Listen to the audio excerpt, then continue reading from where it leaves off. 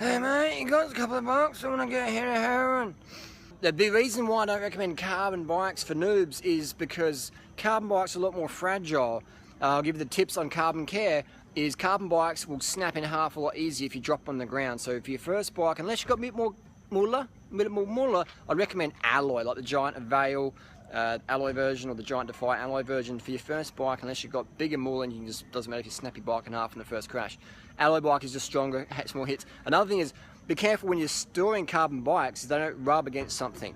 Because carbon is like literally millimetre thin, 2 millimetres thin sometimes. So if you've got it in the back of a car or a bus and it's rubbing on something, it'll literally wear the frame away. This is true for alloy frames, but alloy is a lot harder, a bit thicker, can handle a bit more, especially the entry-level frames. So be careful when you're transporting carbon bikes. They're very prone to getting compression cracks or rubbing apart each other. So very careful when you transport carbon bikes.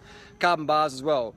If you crash them, bin them, because that's why most pros don't run carbon bars, because they crash all the time. So you're just throwing bars in the bin a lot more.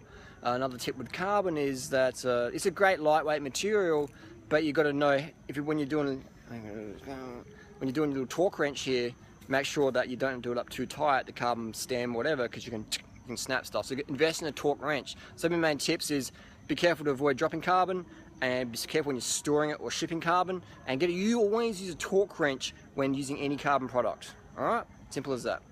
Hey man, I got this Colnago 360. I'll give it to you for 50 bucks, mate. I just gotta get a hit, mate. Gotta get a hit.